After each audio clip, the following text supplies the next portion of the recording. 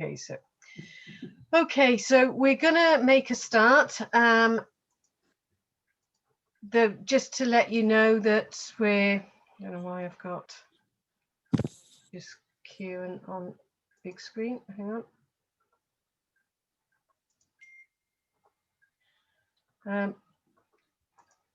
Okay, so gallery view. Okay, so you're very welcome. This is a People Before Profit Kerry event on the climate emergency and looking at the solutions from 3 different perspectives today.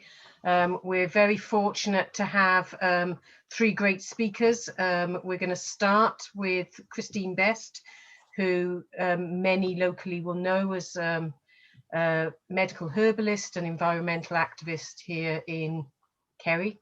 And Chris will look at some of the global implications of climate change. And I think we'll be focusing on one of the United Nations reports that's just come out. Then we're going to move to Brid Smith, who's a TD for People Before Profit. And many of you may know that Brid was the one that authored the climate emergency measures bill. And so it has a huge track record as, I suppose, being at the forefront of eco-socialism in Ireland. And then we're going to move on to our final speaker, who'll be Lisa Fingleton.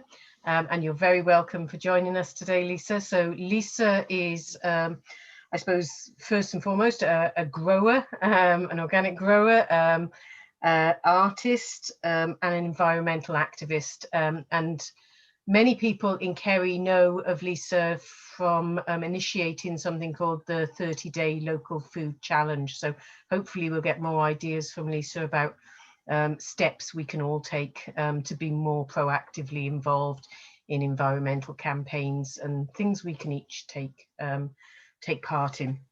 So what we're going to do is each speaker will have 20 minutes and then we will have 10 minutes following the speaker for questions. So as we go along, if you have questions that come to mind, if you would just type them into the chat, and that way I can call you up as soon as the speaker's finished, and hopefully we'll have time to answer all the questions. If we have more time at the end, we perhaps, if there's any questions we haven't managed to get around to, we can take those at the end then. Okay, so thank you very much. So if everyone apart from Chris can put themselves on mute, and Chris, if you have the sharing screen, so you're available to do your PowerPoint, if that's okay. Right, okay.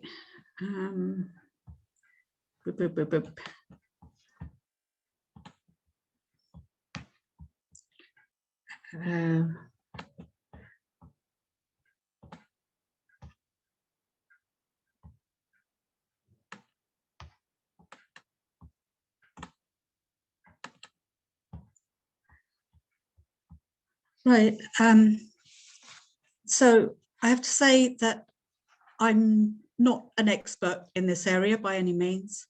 Can you can see that? That's not right. Hang on. So what no, I'm not in the right place here. Do you know you're trying to get it full screen, Chris, is it? Yeah. If you go up to slideshow on the top, you see where it says slideshow? It should do it for you. See where it says slideshow there? I'm in, there, that's it. Yeah, and then just play from beginning, perfect. Yeah, perfect. That's it. Technology. As I say, I'm not an expert in this, but what I'm doing today is just going through the Making Peace with Nature report, which was brought out by the UN Environment Programme recently. And they're going through absolutely everything and trying to sort of come up with some signposts really of ways of first of all identifying what the problems are and then how to deal with them, how to change things. So they come up with top 5 points, which you see, you know, they're sort of the main things, I suppose, that you want to go on about. But I'm going to sort of, you know, cover a fair bit of the report, although it's massive. So I've obviously sort of picked out certain priorities. So human well-being critically depends on the Earth's natural systems, yet the economic, technological and social advantages have reduced Earth's capacity to sustain current and future human well-being. Human prosperity relies on the wise use of the planet's finite space and remaining resources, and the protection and restoration of its life-supporting processes and capacity to absorb waste.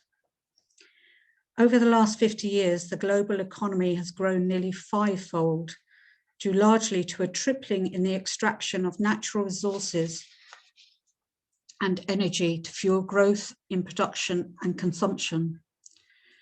The world's population has doubled to 7.8 billion people, and although prosperity has also doubled, there's still about 1.3 billion people classed as poor, and some 700 million people go hungry, which is a huge amount, far too many. Increasingly unequal and resource-intensive models of development drives the environmental decline through climate change, biodiversity loss, pollution, and resource degradation. Social, economic, and financial systems fail to take account for the essential benefits society gets from nature and to provide incentives to manage it wisely and maintain its value. The majority of essential benefits of nature currently have no financial market value, despite the fact that they underpin current and future prosperity. So human, here on this slide, you can see on the left is the current situation where we tend to try and transform nature, and this puts human well-being at risk. And then on the right, you have the sort of proposal to change that to transforming our relationship with nature, as that's the key to a sustainable future. Human-induced warming of more than 1% has led to shifts in climate zones, changes in precipitation patterns, melting of ice sheets and glaciers, accelerating sea level rise, and more frequent and more extreme events. This threatens people and nature. None of the agreed global goals for the protection of life on Earth or halting the degradation of land and oceans have been fully met. 3/4 of the land and 2/3 of the oceans are now impacted by humans. And 1 million of the world's estimated 8 million species of plants and animals are threatened with extinction.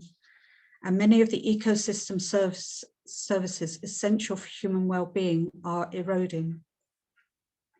Now, society is on course to restore the Earth's protective ozone layer, but there's a lot more to be done to reduce air and water pollution, safely manage chemicals, and reduce and safely manage waste.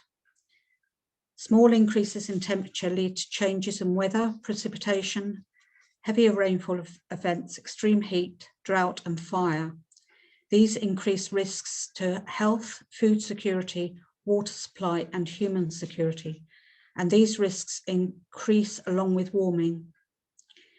In 2018 alone, damages from climate-related natural disasters cost about $155 billion US. The burden of environmental decline is felt disproportionately by the poor and the vulnerable, and looms even larger over today's youth and future generations. So it's our children and our children's children that are really going to bear the brunt of this. Producers and consumers in wealthy countries often export their environmental footprint to poorer countries through trade and the disposal of waste. Oops, I don't know if I can go back now. Environmental changes are already undermining hard-won development gains and impeding progress towards ending poverty and hunger, reducing inequalities and promoting sustainable economic growth. Work for all and peaceful, inclusive societies.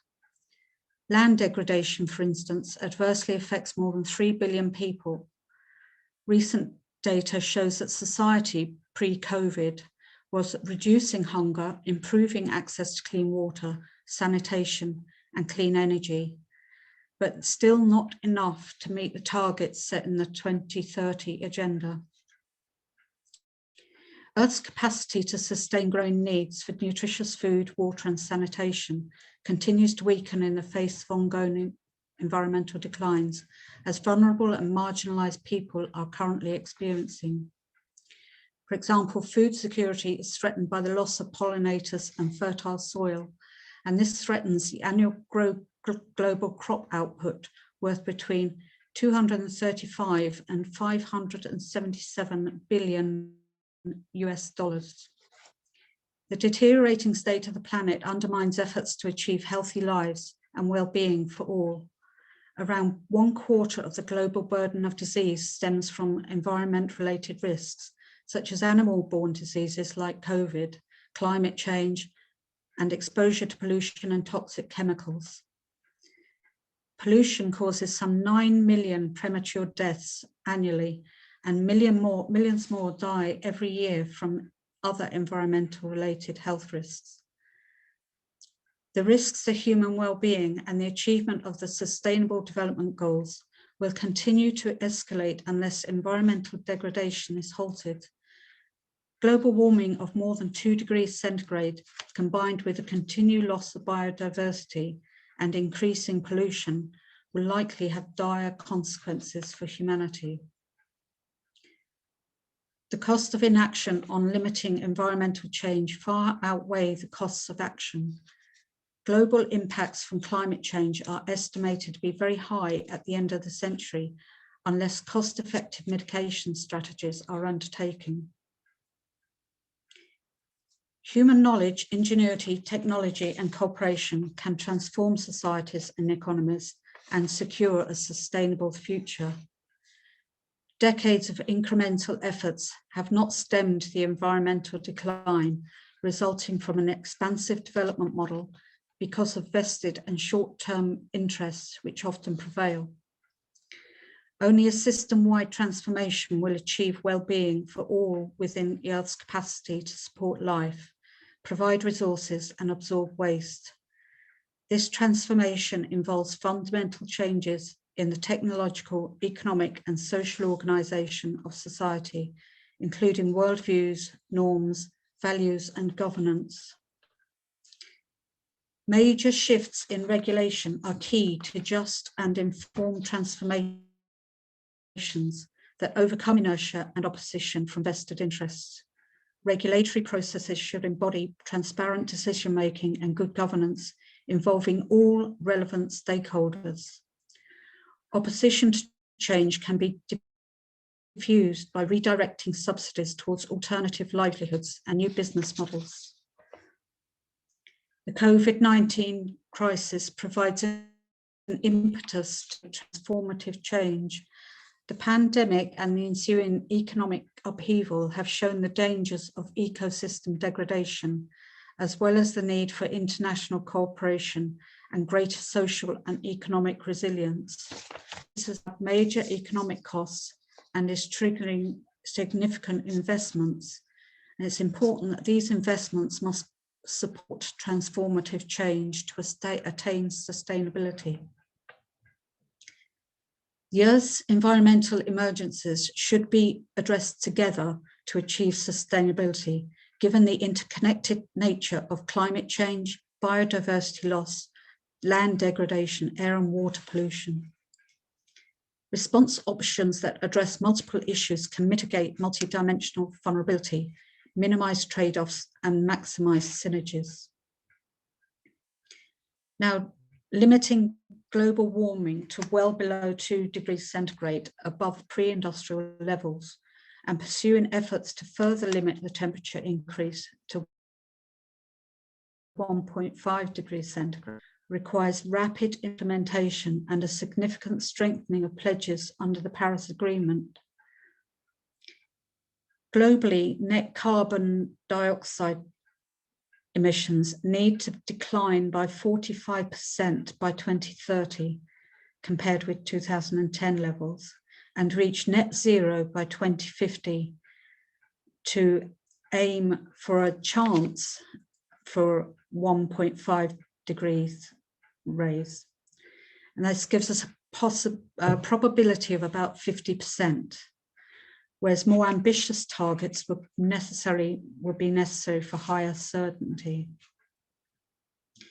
In comparison, a pathway to 2 degrees centigrade would require global emissions to be reduced by 25% by 2030 and reach net zero by 2070. But both pathways entail rapid transformations in areas including energy systems, land use, agriculture, forest protection, urban development, infrastructure, and lifestyles. Mitigating climate change is vital, urgent, and cost-saving. The lower degree of warming, the easier and cheaper it will be to adapt. Biodiversity loss can only be halted and reversed by providing space dedicated for nature, while also addressing changing land and sea use, overexploitation, climate change, pollution, and invasive alien species.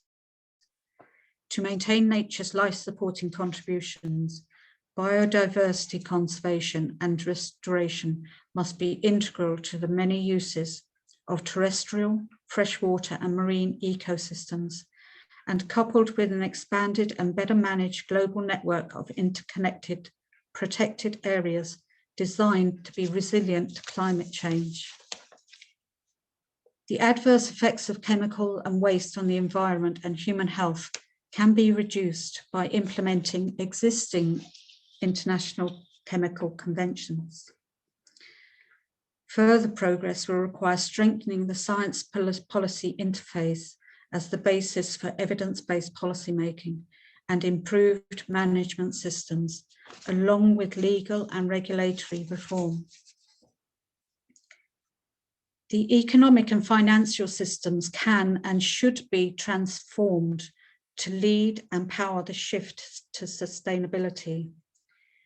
And so governments should incorporate full natural capital accounting into their decision-making and use policies and regulatory frameworks to provide incentives for businesses to do the same.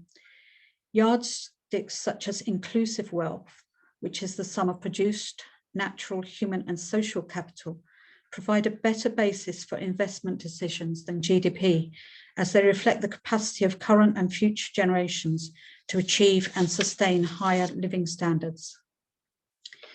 GDP overstates progress through failing to take into account environmental degradation or reflect the declines in natural capital. 5 minutes, Chris.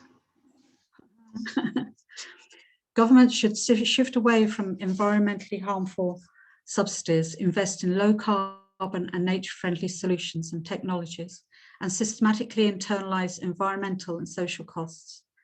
Achieving the Sustainable Development Goals requires massive shifts and increases in public and private financial flows and investment, including in the water, food, and energy sectors.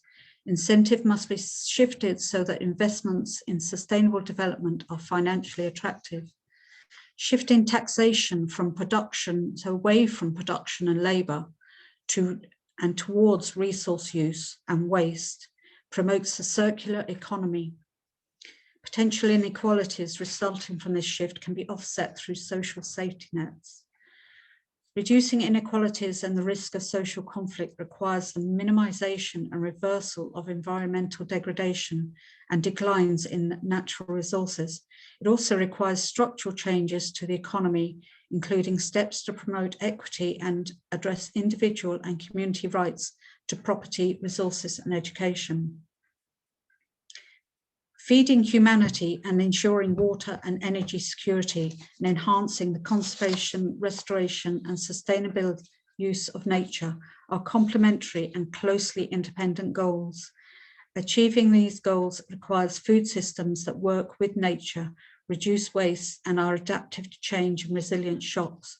Small-scale farmers, especially women farmers, are currently central to the challenge of food and nutrition security, must be empowered.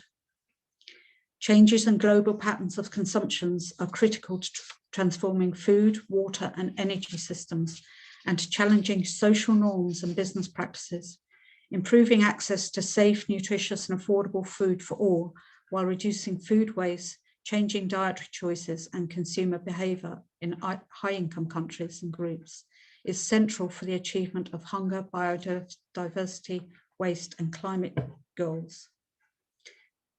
Ensuring sustainable food productions from the ocean while protecting marine biodiversity requires policy action to apply sustainable harvesting approaches to fishery management, address threats such as climate change, ocean acidification and pollution.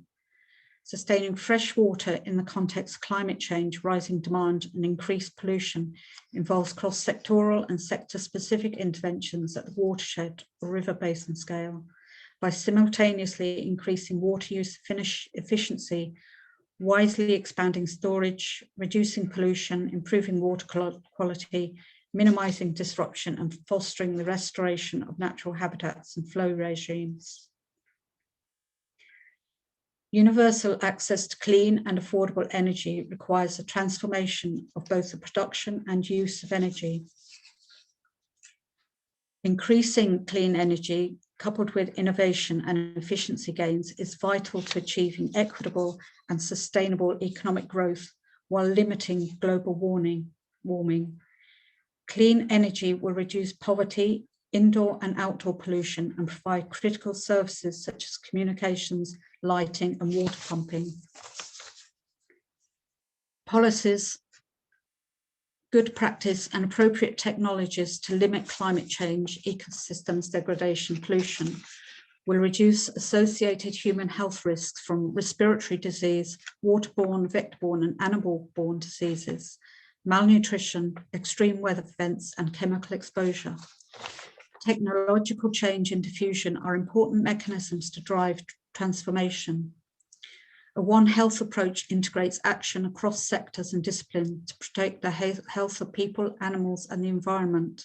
This is key to minimising future human health risks from climate change, ecosystem degradation and deteriorating food, air and water quality.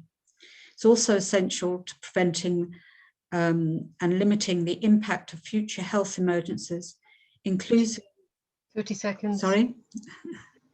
Oh, 30 seconds. It's also essential in preventing, limiting the impact of future health emergencies, including pandemic outbreaks of animal-borne diseases, such as COVID. And I just say that everyone has a part to play in transforming social and economic systems. Individuals as such can exercise their voting and civic rights, change their diets, travel habits, avoiding waste of food and resources, and also promote behavioural changes by raising awareness in their communities. So I'll leave it at that then. Okay, thanks very much for that, Chris. If anybody has any questions, if you would like, Chris will take a few questions now before we move on to the next speaker. So you can either type in your questions to the chat or raise your hand if you want to ask one in person. So. No questions, that's what I like. Chris, can I just ask then, in terms of the report and the key recommendations it made, did it give specifically any recommendations for sort of, I suppose, the countries to take on board for developing their policies, or was it more to do with just flagging up, I suppose, information for people? It's mainly sort of flagging up, because obviously it's covering so many different countries with so many different problems, challenges, circumstances. So it's mainly it's giving guidelines, I suppose. The last slide that I had there, let me find it, was showing, so you know, sort of ways, I suppose sort of, yeah, just really guidelines, you know, and then sort of both governments and other institutions really would then look at those and see what they could work with, how they could integrate those into policies. That's my take on it. You just wonder whether there's any grouping to actually look at then accountability for states taking on climate actions or ignoring them completely, because obviously I feel that it's obviously it tends to be the wealthier countries that need to make the most significant lifestyle changes, because we're consuming a huge amount of the resources, and yet we often try to put the pressure of that onto the poorer countries. So yeah, and you know, again, exporting our well, exporting our problems, basically, you know, through buying carbon credits and exporting waste to other countries. There is, I think, it's basically sort of calling on the governments to initiate and lead and produce policies and legislation that enable the private sector, financial institution, labour organisations and scientific and education bodies and the media, as well as individuals and civil society groups, to then carry the changes through into their different areas. So again, it's just, I mean, they're producing these, you know, these suggestions and guidelines, and I think that the idea is that when the countries come together at the conference, the UN conference later this year, in Glasgow, in October, I think it is, that these then will be thrashed out and commitments made and targets set, as it was with the Paris agreements. And I suppose that it's also really important that people recognise that actually the ensuring that the civil society, that we can actually play a huge role in pressuring our own government into taking. And maybe that's what needs to happen. I'm aware that Fiona, do you want to unmute and ask a question?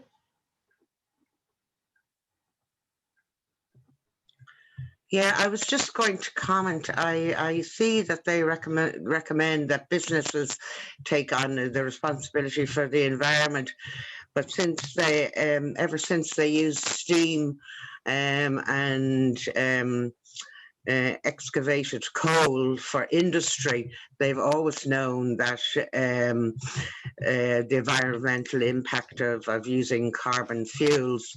So I wouldn't rely on businesses and governments. I mean, why are we here in 2020 with the global Anthropocene facing us all? So I would recommend that, just like the NHS, I mean, this is advocated by another environmentalist, that there should be a department on an environmental group, or a governmental or environmental group that would oversee the economy, and it would be orientated to the removal of carbon pollution, and that we manufacture according to need without degrading the environment. But I think it needs, as it is a global phenomenon affecting us and future generations, as the UN document outlines, but it will take a national committee, and it will take global committees to stop and redeem the environmental degradation as outlined. Okay, thanks very much. Chris, do you want to respond to anything before we move on to the next speaker? Yeah, I think it's true. I think again, it's somewhere where individual pressure and can play a part in influencing businesses, because you know, I think we need to be aware of our choices when we buy products. We need to know the full story of where these products were made, how they were made, and the causes. And the report and you know, basically use our power as consumers to influence business, as well as, you know, sort of government. And the report does recommend using sort of carrots and sticks approach. So encouraging sustainable business practices through sort of subsidizes or tax breaks or whatever, and punishing and, you know, sort of penalizing unsustainable and polluting practices. So again, it does mention, you know, about sort of taxation and sort of changing taxation away from producing and sort of labor, and putting it more on the sort of polluting and the using up of natural resources, you know, in an unsustainable manner. But I think that we do all have to be very much aware of, again, of our buying habits, our purchase habits, and knowing where products are coming from, how they were made. You have the instances of sort of like Nestle and Pepsi and Coke and things, you know, sort of using up water supplies around the world, you know, in sort of various parts of the world, and causing a lot of hardships and causing people to move out of areas that they've farmed for generation because, or, you know, the water supply has been used up. So practices like that, you know, we have to be, we have a lot of power, and you can see that with the whole plastic issue, you know, the way companies are starting to use much more sort of not just recyclable but compostable plastic alternatives in their products.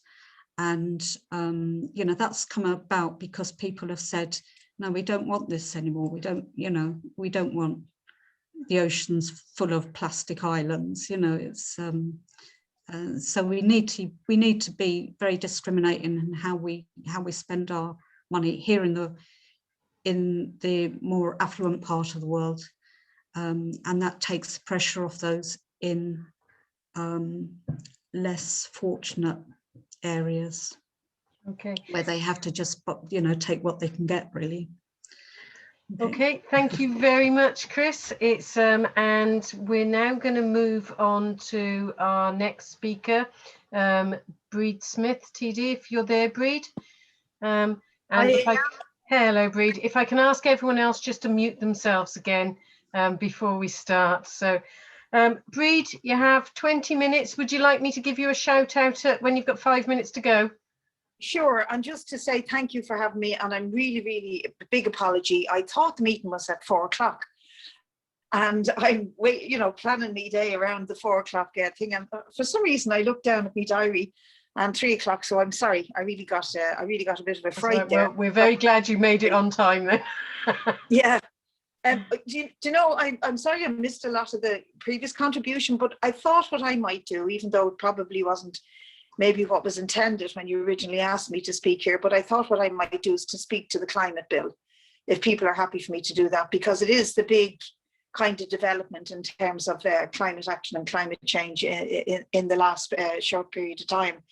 And I thought it'd be useful to speak to it, because it gives us then a sense of orientation around what we as people with for-profit branches should be saying and what we should be doing about this.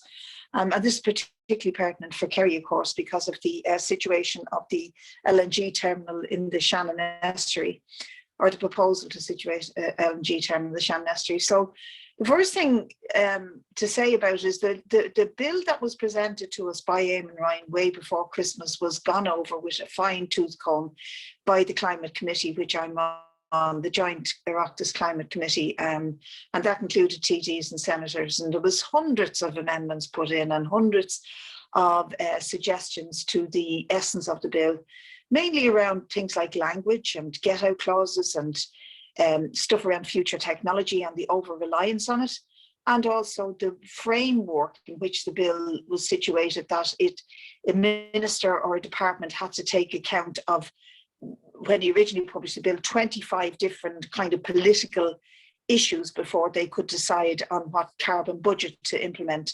And lots of good amendments, and progressive people brought in different amendments, and some of them were taken on board. And there is significant change in the language. So things like may do are changed to shall do, and actually putting commitments by government on carbon budgets and emissions over the next tranche of periods to 2030. There's a significant target, and then to 2050 they talk about being carbon neutral. But there are lots of problems with that, and there are lots of problems with the way the bill was phrased, and I would just like to go through them. First thing that jumped out at us, and it jumped out not just at us, but mainly at the climate activists as well, is that it doesn't have any reference to the LNGs and the future of LNGs in this country. No reference at all. It just doesn't feature it. Now, Eamon Ryan has said that he's going to make a statement on that in the next 6 weeks or so. But we understand from talking to people involved in the campaigns to keep LNGs out of Ireland, that the question of the importation of fracked gas still remains open as far as this government is concerned. Now, Eamon Ryan might say, well, I'm dealing with it in other legislation, but interestingly, what he deals with or begins to deal with in this legislation is a reference to licensing offshore for drilling for oil and gas, and the petroleum and other minerals bill that we tried to amend over the last few years. And the opposition that bill met was kind of unprecedented in terms of its, the amount of lobbying that was done to stop it going through, but also the gymnastics that were played by the Oireachtas in terms of trying to stop it progressing along the natural ways that bills would if they had majority support, which this bill did have, not twice, but 3 times on the floor of the Dáil, but each time was blocked. Now, in the last week, I've managed to get it back into the committee stage, but I'm told it's waiting for a money message. So it'll be interesting to see under Eamon Ryan's watch if this bill, the emergency climate measures that we proposed, will get a money message. Because you see, it's almost like we're all waiting for this climate bill. And particularly if you're a Green Party member and an activist, you're really waiting for this climate bill, because what has the Green Party done in the Oireachtas since it got into coalition with Fianna Fáil and Fine Gael? Well, let me go through some of the things. It sold out on the student nurses. It sold out on the mother and baby homes by voting through Roderick O'Gorman's very weak legislation. it sold out on the Debenhams workers by not backing the motions that we tried to get their redundancy stuff sorted out. And it has continually voted with the government in order to keep their coalition together, on the basis that this coalition is together because we can get this wonderful climate bill through. And that's the basis on which I measure this. If this is the bill that was supposed to justify the Greens staying in government with Fianna Fáil and Fine Gael, well, my God, it's a very, very weak justification. As I've said, the language is vague. There's a huge amount of get-out clauses, very, very reliant on speculative, not existent at the moment, future technology to remove carbon from the atmosphere.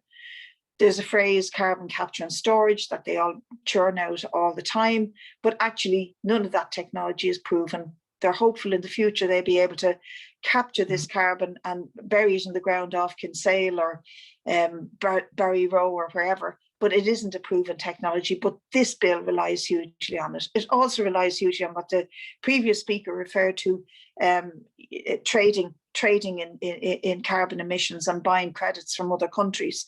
So it comes at a point in the climate crisis when we really, really do need what the IPCC and the UN called radical, far-reaching, unprecedented action. This bill is not doing it.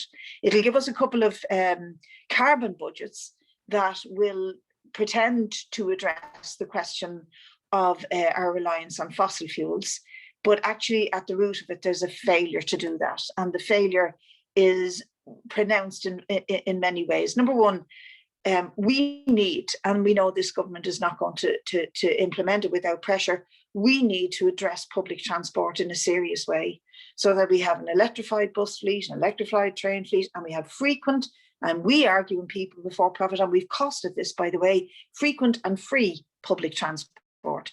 And we had witnesses into the Climate Committee last week who were able to definitively tell us in cities like Vienna, Dunkirk, across Luxembourg, across the Netherlands, when they introduce free, frequent public transport systems, they actually do take cars off the road. It really does help to reduce emissions. And they talk about this in terms of the dependency that you need to have, for example, all around Kerry or all around Wicklow, near where I live, or Dublin, towns in Dublin or whatever. You need to have a timetabled, frequent, constant availability of public transport that is not reliant on market competitiveness. And unfortunately, we're moving in the opposite direction in this country through bus connects and attempts to privatise Irish Rail, etc. We're looking at transport as a profit-making market mechanism rather than as something that you need to put in place as an essential service in order to reduce emissions and take cars off the road.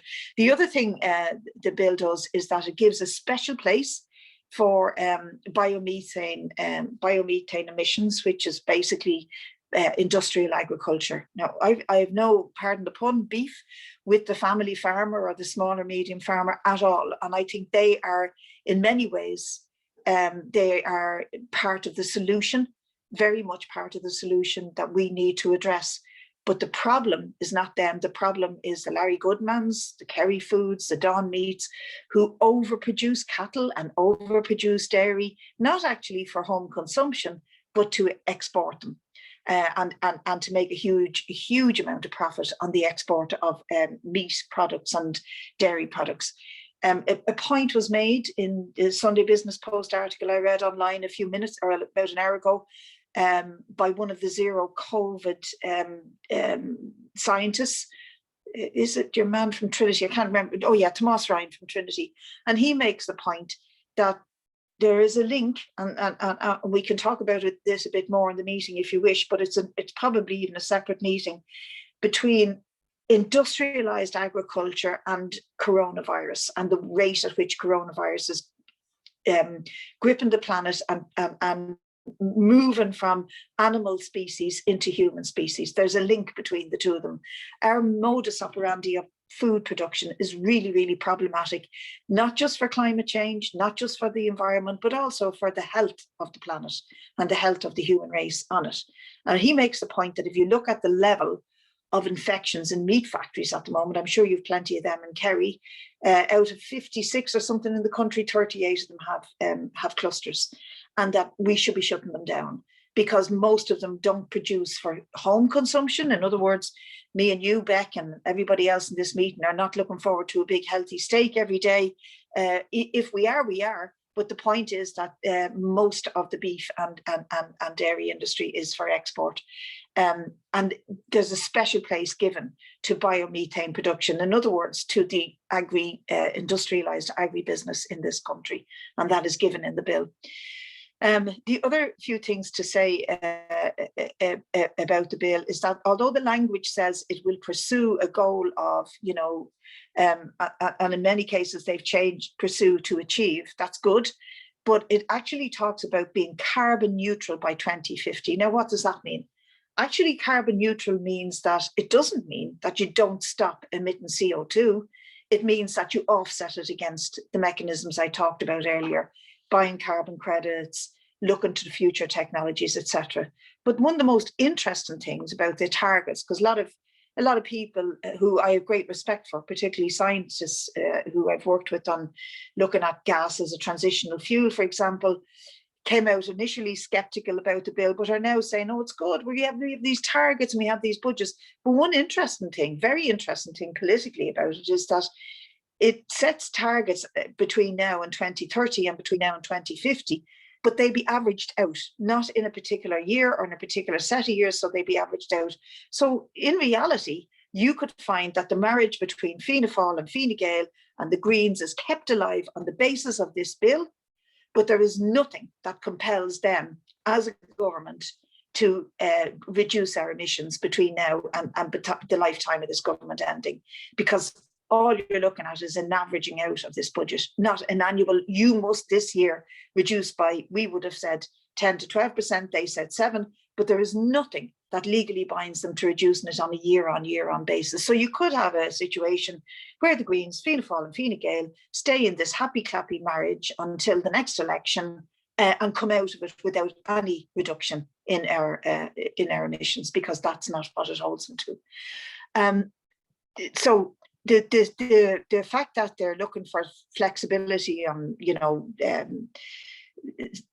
targeting or sort of trading in greenhouse gas emissions, but also in the reliance on the future, is something that the scientists would absolutely poo-hoo, because what they constantly say, that trickery in accountancy of carbon budgets doesn't fit the bill for science. It certainly doesn't speak to physics, and we will keep accumulating and emitting CO2 into the atmosphere. But more importantly too, when you look at the special place that it gives the beef industry and the dairy industry, it means that we're also allowing the continuation of methane into the atmosphere, biogenic methane, which maybe doesn't last as long. It's true, it doesn't last as long in the atmosphere as CO2, but while it's there, it is trapping the heat at a rate multiple times more than CO2. So it's very, very dangerous. Just transition is another thing that's totally absent from it. Now, I did a lot of work in the last Dáil with Bord workers from the Midlands. In fact, myself and Owen, who I work with, we travelled around many bogs in the Midlands and in Offaly and around the south of Ireland to actually speak to workers and to take on board their concerns, but also to see how the bogs work. And it is really interesting to see how closing down peat production and re-wetting the bogs will be part of the solution. There's a bog in Fairbairn there, when there's a little train track goes right through this big wilderness, and on the one side to your left as you walk up this path, there is what they call the blacklands, and literally it looks like blacklands. As far as the eye can see, it's just black, because it's been, industrialized production of Bord for forever. And then on the other side, they've begun to re-wet it, and it's absolutely incredible, the contrast. On the re-wetted side, you've got beautiful plants, you've got birds singing, you've got wildlife, you've got frogs jumping around the place, you've got, it's absolutely incredible. And it's also then acting as a sink for the carbon, that it's trapping it and holding it down. So there is loads and loads of things that can be done.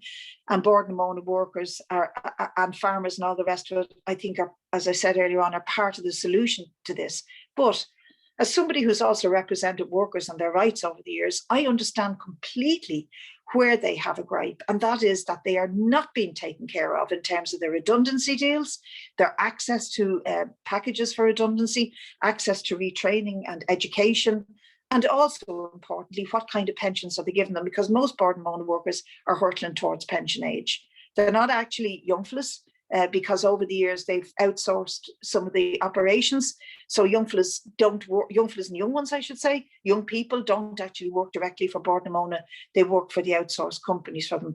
So there's a really disappointing method in which they are dumping these workers without giving them proper redundancy, proper pensions, proper access to retrain. In fact, most of them probably don't need to retrain, but one thing they could be retrained in on a mass scale, and indeed more and more workers could be taken, particularly after the pandemic disaster that has been to the economy, is to make a huge commitment to retrofitting buildings and homes.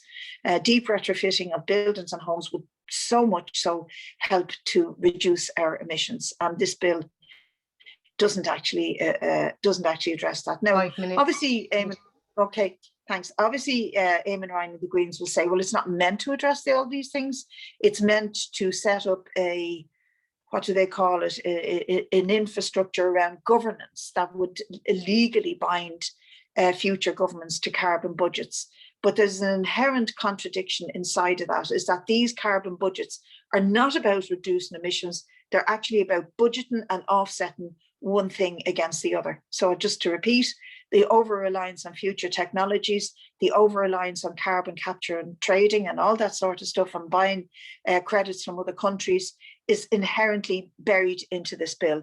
So I think over the next period, what we really need to do is to familiarise yourself. I put up an article on rebelnews.ie if you want to have a read of it, to sort of give you a flavour of the problems with the bill. We'll obviously go in to radically amend it at committee level, but I also think over the next period we really need to put our shoulders to the wheel in terms of putting ourselves on side with those who are campaigning for genuine climate change, like the campaign against LNGs, like the Not Here, Not Anywhere campaign, which is really trying to, in terms of getting a ban on oil and gas exploration offshore. I know Eamon Ryan said there's going to be no future licenses, but there are actually dozens of licenses out there that are good to go till 2035.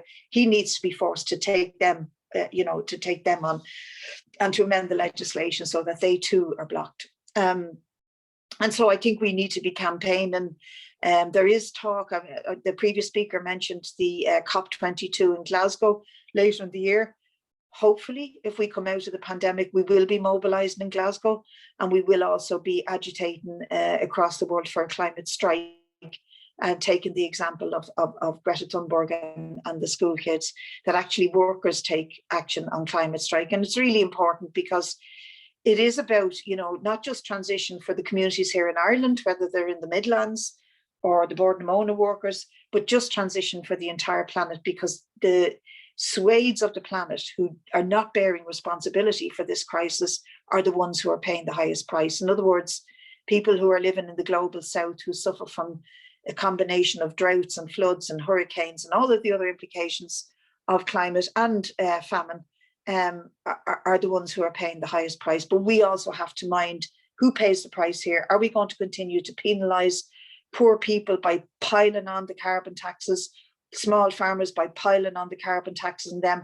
Or are we going to go after agribusiness, the fossil fuel industry, the plastics industry, and really make them accountable, impose heavy penalties on them if they don't live up to it, put an extra tax on their profits in order to pay for all of this, and begin to implement the sort of measures that can give us a Green New Deal where we don't see challenging climate change as a problem, but actually as an opportunity to care and share for each other in society, an opportunity to create real decent jobs in retrofitting, re-wetting the bogs, afforestation, but also to invest more in education and health and special needs of children and equality, give everybody decent housing, whether you're a migrant or a traveller or somebody on the housing list, you've got the same access and equal access. We could do all that, generate an economy that is based on a Green New Deal, and at the same time tackle climate change in a serious way.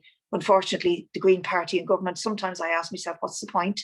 what is the point? In fact, if that's what they went in for, what is the point of their existence? And I'll shut up now, Becca. Thanks very much. Okay, thanks very much, Brid. You got in there before your beeper went, so well done. Now we have a few questions, hands up from, so the first one is from Kieran, and then go to Fiona. And if anybody else wants to ask a question about what you've just heard, just either raise your hands or put it into the chat, okay? So Kieran?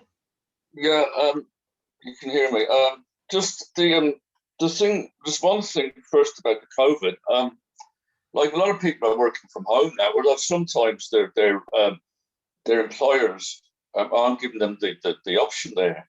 But it would seem to me anyway that what's been proved with COVID is that it's possible for people to work from home, which means there'll be less commuting, so obviously less petrol, and the offices then that they were working in could be converted into homes for people or apartments. That just seems to me logical, really. But the other thing is about the Green Party.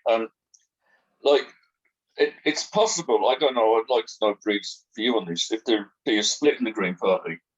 I think it's certainly looking that way. And I mean, it was interesting with Hazel Chu this week. I heard an interview with her on the radio. And I mean, she's basically saying that she's doing what she's doing in terms of standing in the Senate because she wants to see more diversity in terms of women and ethnic minorities. But I think it goes a bit deeper than that. I mean, I think there's a fundamental that the reason, one of the that may be reasons she's standing, but I think also, and Brid and the others might correct me if I'm wrong on this one, I think the reason she's standing fundamentally is because she doesn't agree with the direction of the Green Party. That's fundamentally it. Because I mean, it's not just down to I mean, I don't vote on somebody's gender or ethnicity. I mean, in that case, I'd vote for Leah Varadkar. I mean, that's kind of irrelevant to it in that sense. What's relevant, I think, is I think that she's a bit like Saoirse McHugh up in Mayo. There's a fundamental. I think there's an ideological difference between her and the likes of Eamon Ryan. And I think that's really what it's about. So anyway, I'll leave it at that. Okay. Fiona, did you have a question? Yeah, I'm just wondering if Brid could mention something about the millions of green jobs that would be available in an economy that's orientated to environmental interests. Okay, thanks. Okay, then Brid, would you like to respond to those two? Okay. Okay, just on Kieran's question about working from home, or his comments about working from home, well, I think we need to be a wee bit careful here because working from home is problematic for a lot of workers. I've, personally witnessed this in people in my community, but also friends of mine who are finding it extraordinarily stressful and difficult. And one of the reasons is that they're, it's obviously something that would need to be legislated for to control in terms of workers' rights. But one of the reasons is that employers are piling it on, and they're getting much more productivity out of people and piling it on so far as they're contacting people during their lunch break, after after working hours and all the rest of it. Because you're mainly talking about the big industries like finance, technology, and also the public sector, where working from home is feasible, doable. It's great job if you want it. But if you don't want it, and if you want to be, getting out of your house and going to a workplace, mixing with other people, then you should have the right to do that. But if you do it, there should be very stringent controls in terms of legislation put on what employers can and can't do. And then workers need to be compensated for their bills for, technology, electricity, heating. That's kind of an obvious point. But the less obvious point is the amount of productivity that's being pushed at all of these workers working from home. Some of whom I've seen them straining under the leash, that they feel they don't have a life, they don't have a minute, that they're always on. There's an expression, you're always on. And this is becoming a real problem. So it is something that needs to be legislated for and looked at. And obviously the kind of legislation we would get in the society we live in at the moment, Kieran, would probably leave a lot to be desired. Whereas if you had socialists who were legislating for this kind of thing, you'd be very, very careful about workers' rights.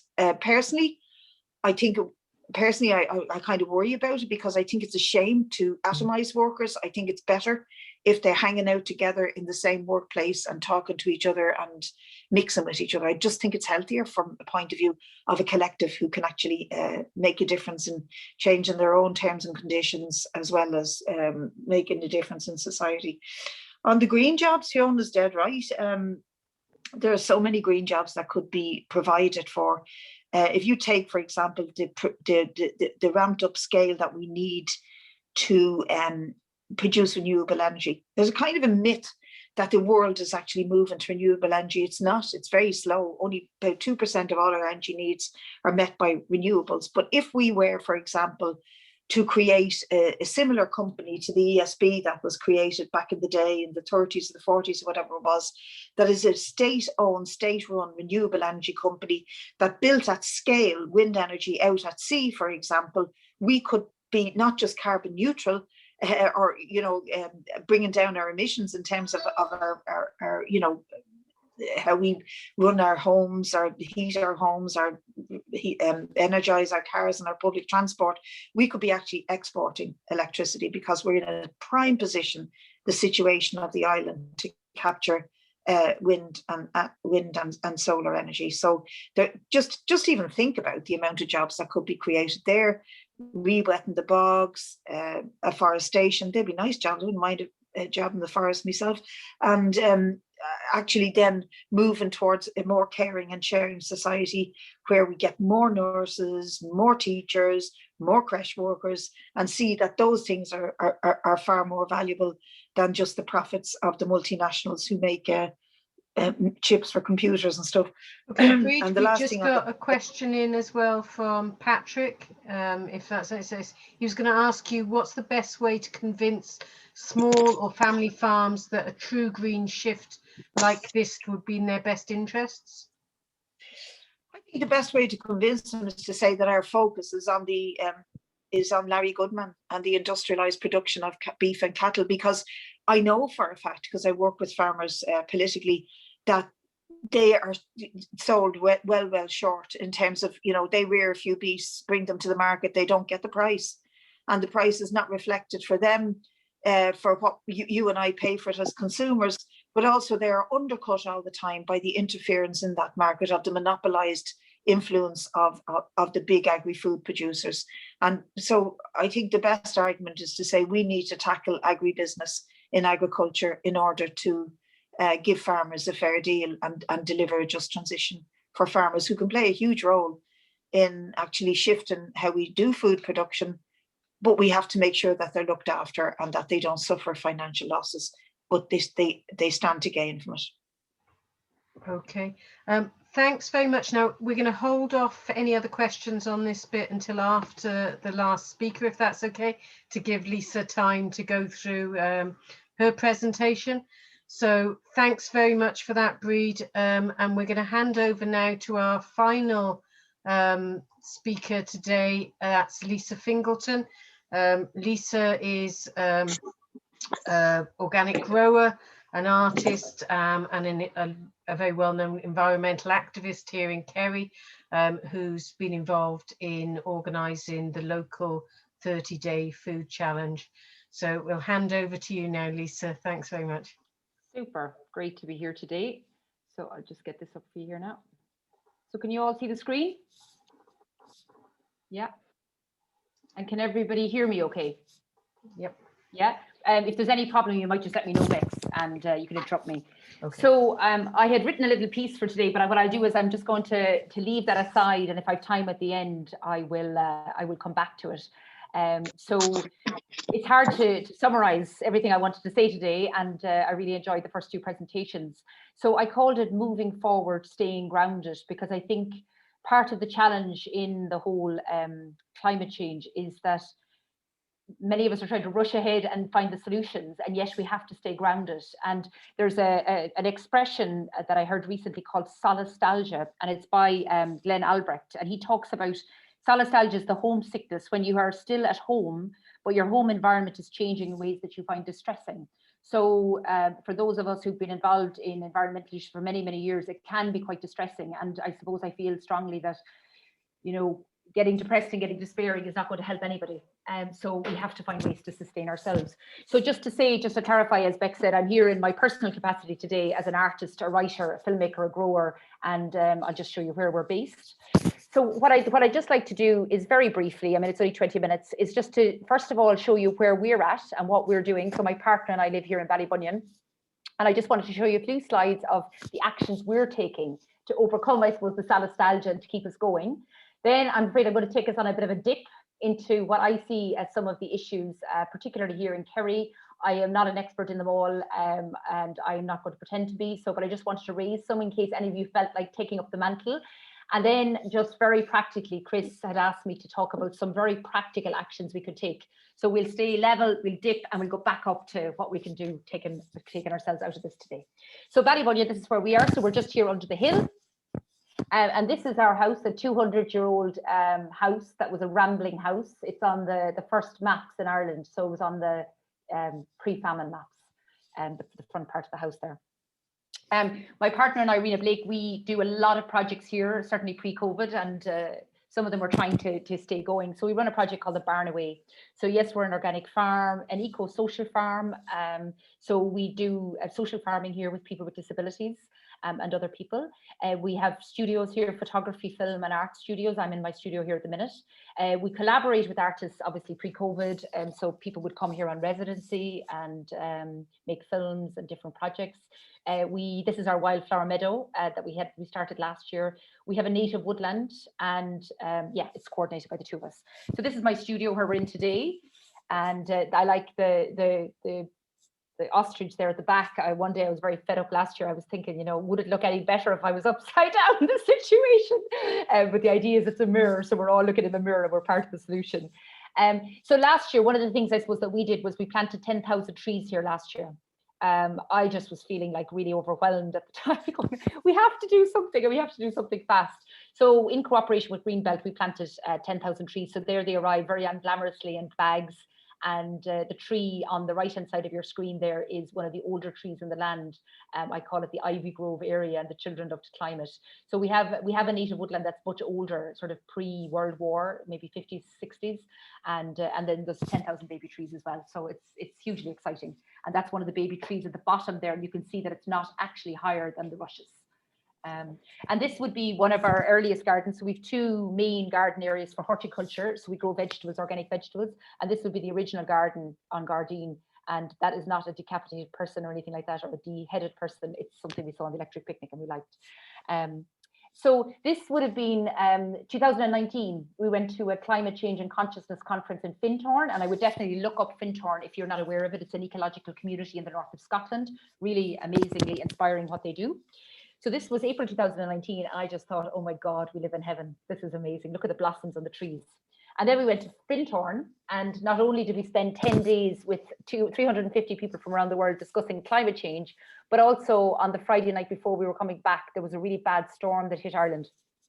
And it only lasted 2 hours, but everybody was texting us and ringing us saying, do you need us to call to the house? Is everything okay?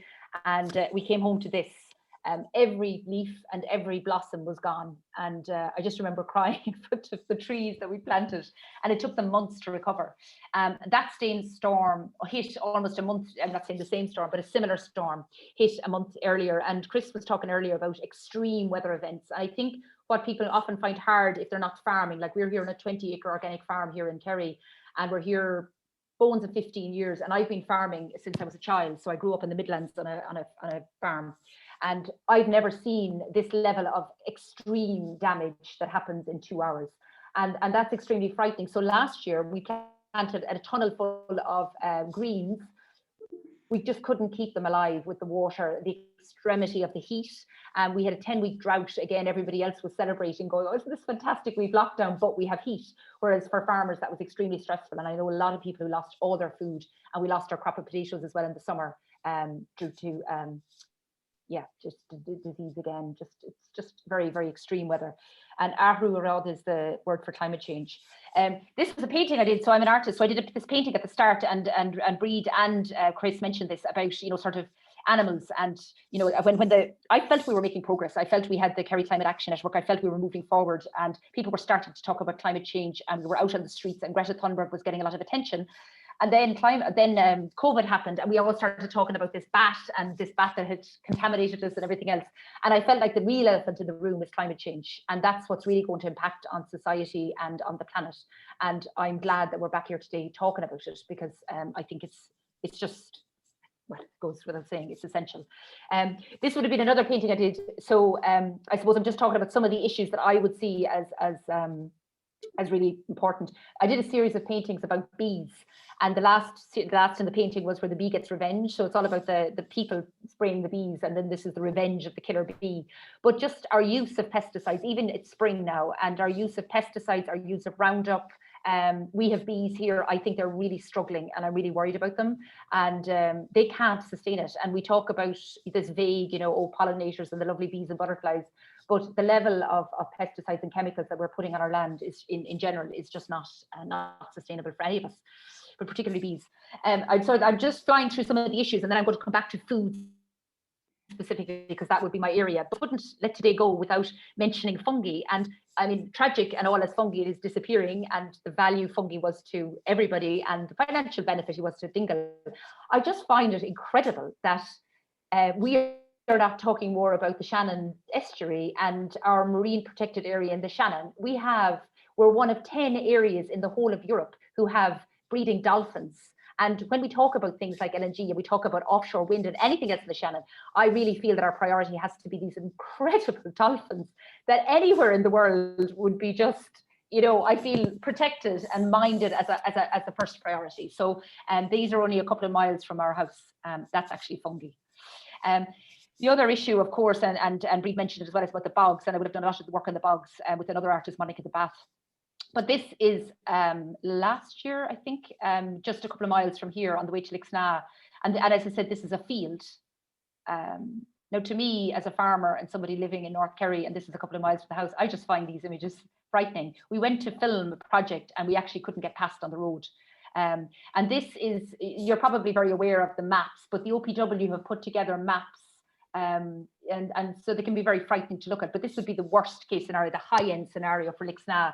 And you can see, I have no pointer here, but just there's a little, it's sort of in the center of the map there to the right, there's Lixna village. And, it's not something that we can wait to take action on. These are, maps that if things get really bad, these are the towns and these are the villages. And there's a little the road there is one of the roads there to the top is the road that we were on that day when I showed you the picture. So we do not want this. We do not want these scenarios. This again is another shot. This is a project with Creative Ireland, and so that's me filming on that day, and I suppose just standing there going, where do we start? This is Kerry. This is where we live, and these are fields. And I suppose as Brid just mentioned there about bogs. Bogs are our Amazon. Bogs are the sponges that soak up water, and where the bogs have been depleted, we have huge issues in Ireland. And by restoring the bogs it's just critical. And I suppose as both the other speakers said, I mean, my background is community work, and I would have done development education in Cambridge Manor back 20 years ago, and we were talking about this. We were talking about our need for solidarity and our need for working with people who are most vulnerable about the world. And yet, when we look at our news, sometimes you think we're an island on a planet that has nobody else. So this was in 2019, after we had our incident with our blossoms. It was Mozambique after Cyclone Idai. And just the devastation. And I suppose I just wanted to talk briefly about this because, many of us will look at these images, watch it on the news and then forget about it. But me as a farmer, I look at this and I think not only have the people lost their homes, but they've also lost their seed in which they're probably indebted to companies like Monsanto. They've also lost their goat and their cattle and everything else, and they may never get them back. So this is so connected into the refugees. And when we talk about migrants and we talk about supporting asylum seekers, this is all the bigger picture. And our food systems are so interconnected with this when we talk about justice, that there are, at the moment, before we even have seen the implications of climate change, there are 68.5 million people displaced around the world, forcibly displaced people. I'm not going into all those statistics, but I think it's really worth looking at the UNHCR statistics at the minute. And, you know, the actions, I suppose I'm going to come back to the actions that we can take, because the actions that we can take will have implications directly on the people who are most vulnerable. Again, I could talk for a day on any one of these slides, but I'm not going to. Just when we think about food, I know, Chris, you mentioned there about beef and dairy, and there are huge issues for Ireland. And as Brid said, we're not about blaming the small farmers, because the small farmers have a huge role to play in our actions around climate. But it's the agri-food business and also the larger food industry and how disconnected we are from our food. So these issues that I'm on this slide are kind of obvious. You know, children are talking about it in school. They're aware that, you know, things are wrapped in plastic, maybe not changing. They're aware that we're starting to talk about carbon and the food miles. So on that slide, you see that those kiwis came from Chile. The oranges, perfectly non-blemished, sprayed within an inch of their lives. And then I suppose just to highlight as well on that slide, the issue of reduced food and those prices, and that food now has become a lost leader, and the percentages are available in terms of what we used to spend in our food budgets. And it's tiny compared to what we used to spend. So we're used to seeing food as a cheap commodity, and we're forgetting about the huge price of food, and that 30% of our food goes in the bin. I mean, look, as I said, I could talk about any of these slides all day, but I have to keep going. One of the projects that I worked on was a project called the Sandwich Project. And yes, beef and dairy and all that's a problem, but I think the bigger problem is the whole issue of ingredients.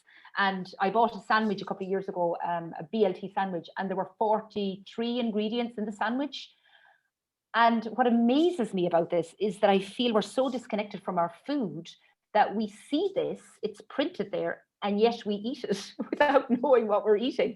And I suppose I'm quite lucky in that I grew up on a farm. My father grew all our own food, and I felt like I got a good start in life, and I have the privilege of having land and being able to grow food now. But the majority of people, and the poorest of people in the world, are being fed this 43 ingredients of guar gum, xanthan gum, things that are meant to taste like the real product. And we have to be very careful. We have a huge industry in Ireland in terms of exporting ingredients, and I really think that we need to keep an eye on that as well as everything else, and not convincing. So this was a drawing that I did about that sandwich project, and that I suppose the issue again is that if we want transformative change, we have to look at who's paying the price for things, and there's no such thing as cheap food. People often say, oh, but your organic food is this, but organic food is the real price of food, and the cheap food, somebody else is paying the price. It's either workers in another country who are not being paid fair prices. I have them up in the top there in the hot polytunnels carrying out the crates of tomatoes, or the chickens that are in inhumane conditions in factories. So this illusion of cheap food, if we could take that thing from today, I would love if we could take that, because there is no such thing. And up in the top right there, the sprays and the chemicals, and we can see it all around us. And I have put out, this is all in a book. So I've written a book called The Local Food Project. So, and it's all on my website. So if people are interested in this, or they want to get back to me on any of these things, I'm really happy to chat about it. But I know today we're trying to keep a bigger picture. You might have seen this slide, but if you haven't seen it already, it's worth looking at, by Vaclav Smil. And it's about how the real cost of our agri-food business and our food production system. So humans are in the middle, and it's Earth's mammals by weight. So each square is 1 million tons. So we're in the center, and that the food and the animals that we're using to feed us are taking up the brown squares, and that the green squares represent the wildlife. And so for me, when I saw this slide first, I think it might have been with Transition Kerry. I'm aware Mary Kieran's here today, and they've done great work in raising awareness, that we're pushing out the wildlife all the time. So it's our food systems that are integral to a lot of the biodiversity loss, and they need to change. Again, I'm flying through this, but you can come back to any of these, and I can. just this image really strikes me, because a lot of times we sell Ireland as the green fields and the lovely green Ireland, but Lord, we have green fields because we're pumping them with fertilizers and chemicals. And the other thing, I suppose, if we'd more time, I'd be asking you questions and having this more interactive, that what's notably missing in those, in that 5 minutes, Lisa. Yeah, no problem, is the lack of vegetables. So we don't grow vegetables in Ireland. 2% of our farms grow vegetables. Vandana Shiva is another person I would really recommend looking up. And she says, when you control food, you control society. And when you control seeds, you control life on earth. There's loads of resources by her online. Have a look. So again, who controls our food? This was 4 days after snow in Ballybunion, and there was no snow, there was no food on the shelves. I think Brexit has been a wake-up call for us, that we don't have a land bridge to Europe, and that we really need to start thinking about resilience and food sovereignty, and that needs to be enshrined into all of our policies. So that's 5 minutes. What can we do? So one of the things that I think is very important is a vision and purpose. And again, thanks to the work with Christine and I are doing a great course on biodiversity with Transition Kerry. And we started to look at our vision and purpose for this area of land, the small area of land that we own outside Ballybunion. So thanks to the course, we did a vision map, and that vision pretty much has happened now in the last 12 months. So when you look there, what was green fields is now, what was now green fields is now, woodland. And the pond has yet to go in, the wildflower meadows are in, and the potato patch has been created with a nice, it'll have a nice native fence along the side of it. So I suppose, again, it's, you know, I know I'm speaking from a position of privilege, having land, but and very few women in the world actually own land, so we're very, very privileged. But I think it's important, whatever resources that we have, that we plan for biodiversity and nature. I love this photograph. This photograph was taken in the bog outside Lixnaw, and just the importance, as Brid said, of restoring the bogs and sphagnum, and how it will rebuild bogs. It's going to take thousands of years to restore, but we need to start protecting our bogs. Bees, and just simple things that we can do. That's where I'm ending. So bees, that we can plant pollinators. If you're not aware of it, the National Pollinator Plan will give you a fantastic downloadable resources and plants and shrubs that you can plant that will specifically feed our bees. Without our bees, we have no food. And without our bees, we have no bees, which is more important. One of the other things that I'm very happy to share with you, I have it online on my website, and there's links to it, is so if you go to lisafingleton.com, you can find more about the local food project and just the whole idea of growing food. So we started, when I did the local food project and the challenges Beck mentioned a few years ago, we had 25 people in a group. We now have lots more organic growers in the area, and we have lots more people. We have lots of people who have planted tunnels, or are planting tunnels at the minute, and gardens. So that's fantastic. And just small changes, you know, can have huge impacts. So the book goes through all that, so I won't go into that. Another thing that maybe is a practical thing you could take from today, and I love it, I got it from Sylvia Thompson, is remember loaf. If you can eat locally, it's transformative. You're giving money to local growers and farmers. If you can eat organic, and even if you can't eat all organic, but if you can support some organic, at least you know that you're not polluting the air, you're not polluting the bees, and you're not polluting the rivers. Animal friendly, Chris mentioned earlier about, you know, going vegan or vegetarian. Obviously that's great. Maybe you can go flexitarian, eat less meat, but if you are eating meat, that you think about where you're getting your meat from, and that it's ethically sourced. And then fair trade, again, about supporting workers around the world. Ideally, if you can grow your own food, fantastic. Feel free to join in. If you come to the local food project group on Facebook, that will tell you more about the 30-day local food challenge. Again, these are all available online. We started the Ballybunion Community Market in Ballybunion, and again, that's about giving people access to good food and supporting growers and giving people a market for their food. So that's us there on the right hand side with our little stand, and Billy Joe O'Connor from Leah Food, who set up the market with Rena. I'm just about finished, Beck. Saving seeds is really, really important, and I think it's fantastic to see the amount of people who are saving seeds around the country, and we've set up lots of little groups who could share their seeds. Almost finished. This is a book that I'm just reading at the minute, and more I'm realizing the connections between our language and land, and that we do. He has his book here, 32 words for field. I don't know 32 words for field. I don't know the names of our plants because we were colonized and our language was taken away from us, and that's all part of a bigger history. But it's really, really important. The Changa, the Talav, and the Timpalocht, they are so interconnected, and I'm starting to realize that more and more. So if you want a really good read, I'm halfway through this, and I think it's brilliant. Also, if you are interested, climate justice is one of the areas that maybe it needs to be more defined in the climate bill, and to make sure that we move towards a just transition. So that's a great read, I thought, Mary Robinson's book. Act now, don't leave it to our youth. This was us in the square in Tralee before COVID, supporting the young people. 2 more slides. Every euro you spend tells the world how you want it to be. Not all of us have money. Some of us are very limited in our budgets, and maybe more squeezed now with COVID. But even if you have a euro, if you can think about who you want to give the euro to, that is transformative in itself. And it's not that I'm big into, you could probably guess, money or economy, but we need to take back our power. And we have some power in our pockets. So yeah, just be the change you want to see in the world, as Mahatma Gandhi said. I think we can say everything, but I think by being the change and by making small changes is more transformative than anything else. And Yinarka Kurla Kayla, we can blame everybody and we can fight amongst each other and we can be still in the same position in 10 years' time. But I think we need to work together, and I think we need to move forward and be as positive and as transformative as we can. And thank you for inviting me today, and thank you for listening.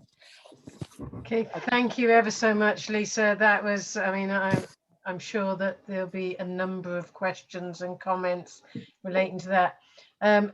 Kieran, I can see you've got your hand up, so would you like to be the first to ask Lisa a question?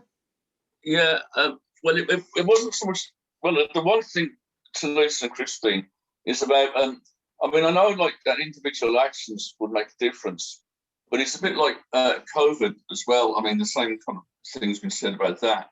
But like the meat plants that Brid was on about that, I mean, like that's where you're getting an infection from COVID. And they're also causing damage to the environment. So these big corporations have to be taken on. But the point I made earlier, and I'm still, it's I mentioned about Hazel Chu leaving the Green Party. Well, she hasn't left it. She's kind of leaving it to stand as for the Senate. And the line going forward is that she's doing it because she wants more diversity, more women and people from ethnic minorities. But I think it's much more deeper than that. And I would like, particularly Brid, I would like to say, what she thinks, how this is going to pan out like. And I mean, is it going to lead to a split in the Green Party? And if so, what's on the other side of that? Because I think it's a lot more with the Hazel Chu that's going on than just her wanting more diversity in the Senate. Okay. I'm just wondering, maybe Brid could come back and answer that if she wishes. But if there's anybody has a question specifically on the climate, maybe we could talk about that and then come back to Kieran's question if anybody, because I don't know anything about that. So if anybody, I'm afraid, I think Brid has turned off her camera there, so I'm not sure if she's around. Yeah.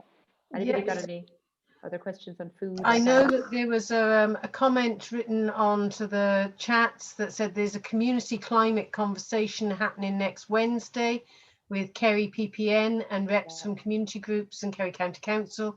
And if you want to input, Transition Kerry, KSEC and other groups will be representing their members at the meeting. So if anybody from here wants to contribute, if you can forward the info, they'll forward the info to Chris and she can share it with anybody from this meeting. Yeah.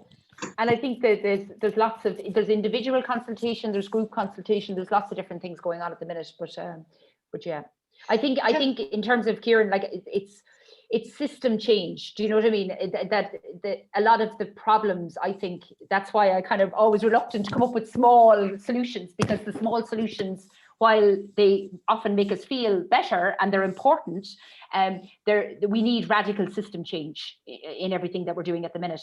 But I do think in terms of if we send messages, like if we keep buying the cheap food, even though we know, and we buy the chickens that we know are living in horrible conditions, we are sending a message to the big agribusiness that we're prepared to keep doing this. We're prepared to keep spending budgets on food and throwing 30% of it away because we think it's cheap. So I do believe that if we can have transformation in terms of how we purchase, as Chris said earlier, that we do have purchasing power, but we do need to change that our values, I suppose, in terms of food production, and that will send a clear message to the big companies that we're not prepared to accept it anymore. I just find it shocking. The food system is appalling, and I could lay down and say I give up, And I suppose the local food challenge is just a small way of saying, no, we will eat local food on this island and grown on this island and support local producers for 30 days. It's nothing at the bigger scale of things, but at least it captures some people's imagination and it helps people to do something and not to feel so powerless. And I think that the important thing as well is that we find ways of ensuring that when we're looking at organic foods and developing systems so that we can support people to grow the foods, we don't ignore those people who have very limited space, maybe just a balcony or a back garden, have very limited resources, that actually we don't make it so that we're not actually still campaigning on the issues to actually allow them access to good quality food as well. So, do you know, I'm really glad you mentioned that, because years ago in Copenhagen, I wish I had the stats in front of me now, but now that you've mentioned it, you see, that's the thing. It shouldn't just be rich people who eat good food. Yeah. So we need radical system change where our policies change. So in Copenhagen, they brought in a rule that said that they were aiming, I think, for 50%. Somebody can correct me if I'm wrong on the numbers, I'm brutal at maths. But I think it was 50%, they were aiming for 50% of the food served in hospitals and schools was going to come from organic local growers around Copenhagen, okay? And they were going to give themselves 10 years. Now that's the kind of system change we need our politicians to be pushing for, because that went to 80%. So that means that every child, everybody who's sick, everybody who's in a public service is getting the good organic food. They're not getting chicken goujons and pizza and chips that will make them more sick, but it's actually giving people who really need it. Like, I just find it's so inequitable that we expect children who are most poor and who most need nourishment to eat crap. Yeah. Absolutely. And that's policy level change. That's procurement rules. Instead of our local councils being forced to accept the cheapest bidder, to accept the best and to climate proof our procurement processes, as opposed to everything being about profit. You know, it's about planet before profit. You know, that's where we need to move to. I can see that Chris has raised her hand, has a question for you. So. Yeah, I've forgotten what I was going to say now.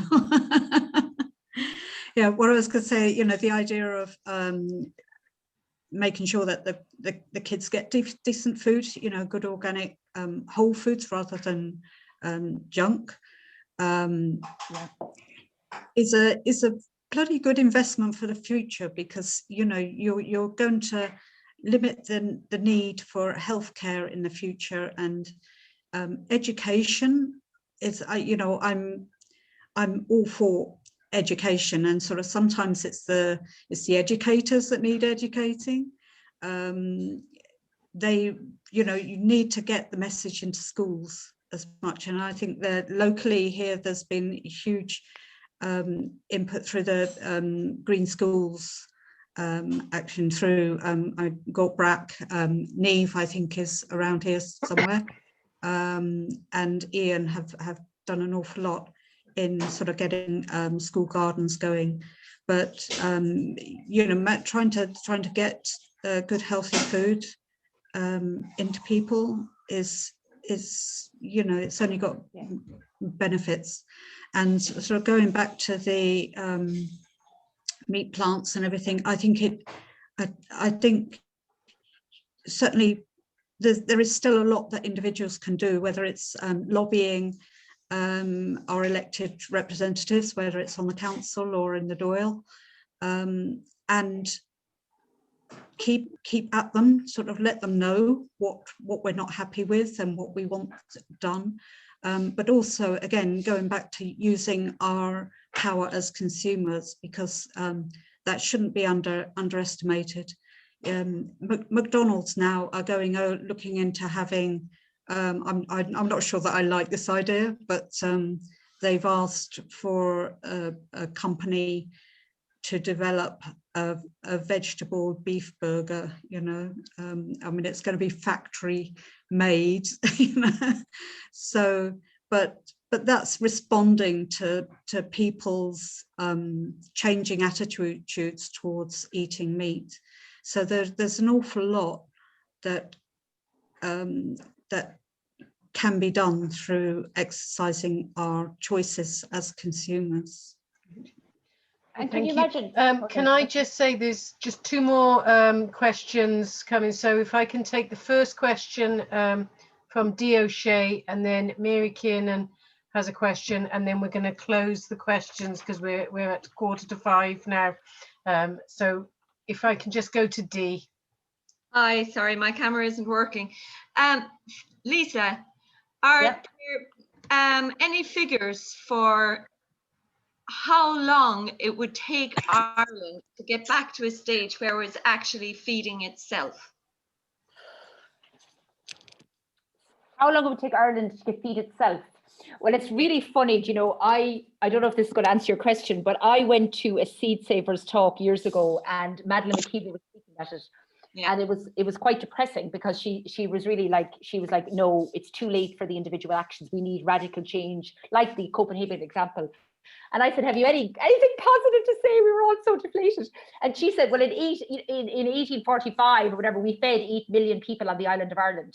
Like, yes, we could probably feed everybody on the island of Ireland, plus a couple of other countries, if we decided we were going to do it. I mean, we have the best resources. We have fantastic soil, while people all over the world are suffering. Well, we've some depleted soil, of course. We've plenty of water, which we're not saving. It's going, I won't even, bats and me are not the best, but huge waste in our water. And then we have drought, and then we put hose pipe bans, which I could talk about for another day, hose pipe bans on people trying to grow food. I mean, you know, and then it's all been lost during the year, the rest of the water. I mean, Ireland should never run out of water.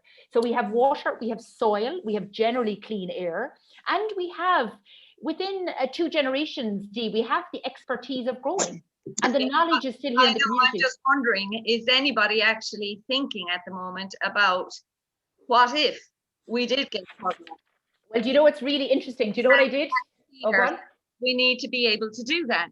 Yeah. Before we export anything or import anything. We should be just feeding ourselves first. I agree with you completely. And do you know what's really interesting? Do you know what I did before I came on this? I counted in the carbon bill how many times different words were mentioned. Carbon was mentioned 119 times. And guess how many times food was mentioned, which I think is critical to our survival. How many times was food mentioned in the climate bill? No idea.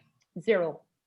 And agriculture was mentioned once, and as Brid said, it was in relation to the special economic and social role, and specifically in relation to biogenic methane. So you're dead right. I am hugely concerned about the lack of emphasis on food and the importation of food. We're importing potatoes into Ireland. Yeah. I mean, you talk about 20 years ago. 20 years ago, I was working down in Bantry and hitching up and down from Cork 2 days a week, working with Earthwatch and getting lifts from local farmers. And I learned very early that if I got a lift from a young man, I didn't open my mouth about what I was doing down in Bantry. I pretended I was a tourist. But if I spoke to the older men, they were all saying, oh, the young guys, they've wrecked the land, they're ruining the land, you know. And that was a time when we still had enough organic land in Ireland, that could have been certified organic at that time 20 years ago, to make us the organic garden of Europe. And in 20 years it's gone. We're down to 2%. Yeah. Okay, I'm sorry to cut you off there, but we are running very short on time. I have one more question there before we go back. I think there was one more question to bring back to Brid from Kieran before we end. So if you don't mind, we'll just go over to Mary Kiernan now. Yeah. Hi everybody, and thank you very much for the presentation. Sorry I was in a bit late on it. Yeah, I mean, and I haven't heard everybody's talk today, but I'm just so conscious how overwhelming all of the issues can be. And I suppose one of my things would be that and I'm conscious that, you know, it's people before profit that have organised today, and I'm thinking of the political process, and I suppose I'm also thinking of the PPN, and just saying, you know, maybe if there are any of you that are parts, you know, that are members of groups, to encourage you to think about registering with PPN. It's not onerous. And it would be another voice. You know, there are a number of reps, and there's an environmental pillar and a community pillar. You may know all of this, but it's again just having that organised voice and getting it through. Anne-Marie Fuller is the environmental rep. So I really, I suppose, encourage that, I think, in terms of maybe getting voices through, because it just, talking to Anne-Marie, I get the sense, you know, that there's a bit of a vacuum in terms of maybe how policies are made, how stuff goes through the SPC and so on. And I think it is from the grassroots that lots of this shift and change is going to happen. Politicians are in for 4 or 5 years. They're watching over their shoulders all the time to see, you know, what people are thinking on the ground, what communities are thinking. So I think that voice has to be coming from us. And I'm really saying that, you know, strongly now, because, you know, these issues that you mentioned, you know, that have been mentioned in the climate bill. And that's the other thing, I'd really encourage you to go in and have a look at that and fill in, have your say. And it's going to be happening on a yearly basis. But, you know, even if you don't get to send, you know, KSEC or Transition Kerry or whoever a few comments, go online. It isn't that difficult, and just, you know, go in under the headings to do with travel, food, you know, I'm even trying to think of them all here, energy and so on, and just, yeah, put in a few comments. The other thing is that Dee, I know that you were on, and a couple of other people, Friends of the Earth are really provide some good support in terms of maybe looking at how to input into these policies. So they're going to have a series of presentations coming up in the next couple of months, you know, before the 18th of May. And it really is helpful, because sometimes we're a bit bewildered. Oh, what would I put in there? What kind of suggestions might I give? And they really give some good guidance on that. So it's just to maybe link into Friends of the Earth and to just watch out for some of these. They're short, they usually do about an hour, and they really give some very good guidance. That's all. And thank you very much for that, Mary. Yeah, thanks. Just ask briefly, is it still possible for groups that are in the PPN to join the climate conversation next Wednesday? What has happened, Dee, sorry, is that Caroline Toll and Bill Morrell, who's the chair of the PPN, they have been working to get representatives. This is a pilot, so there's about 20 reps. So the way now would be to just make your comments you know, I know that you're in the Kerry One Future group. So any comments, give them. Irene is going to represent the Kerry One Future group. But you know, there's a number of us going to be on that call on Wednesday night. And I think there will be follow-up happening from that. There was only 16 PPNs from around the country taking part. It's a pilot to see if this would be a good way for, you know, consultation and dialogue to happen.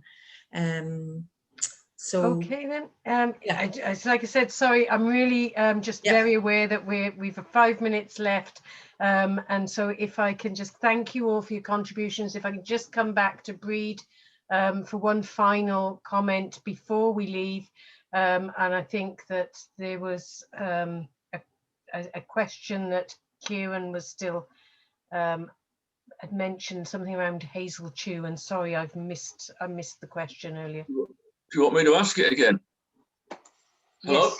Yes. Yeah, it's just, my point was that, like, I think it's inevitable there's going to be a split in the Green Party, and given that that's probably going to happen, what would happen on the other side of it?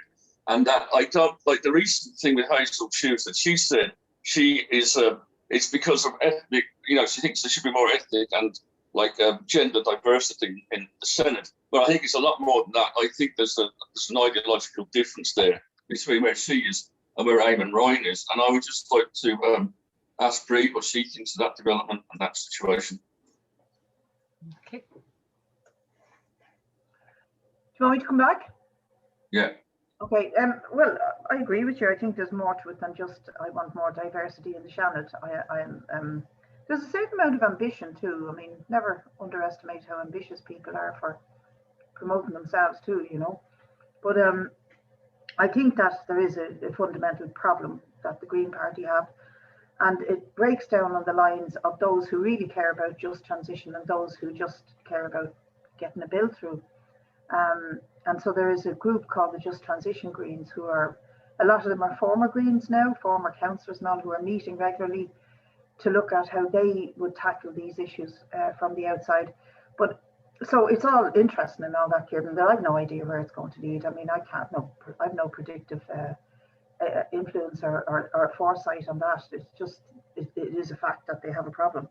But I wanted to return to something that Lisa said, and that was that we need system change, because that is really where it's at. I mean, I think it's very good that people try to change their own personal behaviour, eat the right foods and all. My nephews and nieces are gone crazy on what do you call it, veganism, and they keep sending me little videos and educating me about food and how it's grown and how it's badly, you know, produced, and particularly around issues to do with meat and dairy and all the rest of it. So it's popular, and it's a good thing, it's a positive thing. But really to challenge the size of the agenda that we have ahead of us, to really stop the planet working towards overheating by more than 1.5 degrees in the next 10 to 20 years, we do need system change. And that means challenging the power of the global corporations that make up the fossil fuel industry and connected industries like plastics, aviation. They're very, very powerful industries with very, very powerful people. And challenging them may seem depressingly difficult, but it is actually what we have to do. And for me, part of that is building an alternative to it, and building a set of politics that doesn't just say system change, not climate change, but actually has a vision of what that might look like, and has a vision around how you would plan an economy to give us a greener, more environmentally friendly, healthier, and a planet full of, you know, a struggle to maintain our biodiversity even at this late stage. And that does mean a planned society. And so that's why I'm in People Before Profit, because it is basically eco-socialist and looks at these questions on the terms of not just justice and just transition and climate justice, but actually on terms of how we can fundamentally alter the way our global system works and move it away from being for profit to being for people and planet, as one of the previous speakers said. And that's a huge challenge, but it starts with both personal behaviour, but also with a political understanding that changing the system, it isn't just about tweaking who you elect. It is also about, you know, fundamentally challenging the way society works. And all power to the school kids and the young people who see that and who want to see a system change future. I really support them on that. And yeah, so that's what we've got to do. It ain't easy.